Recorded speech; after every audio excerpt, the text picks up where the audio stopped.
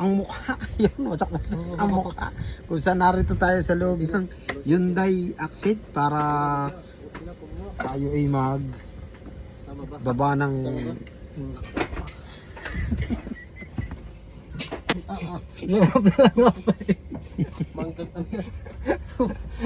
bakit?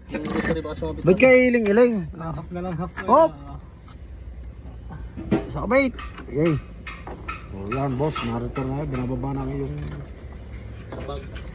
yan, bossing. Ito na yung binababa na namin. Ang laki, yung amoy. Ayan. Nakababa na ang dashboard. Boss, yan from Holland. Yan sa Holland na may-ari nito. Yan. Pare, nandito na yung Hyundai. Binababa na namin. Yung transmission mo, okay naman eh. So far, so good. So good and so good. No, so far. Bakit ang pogi ka? Oh, yan.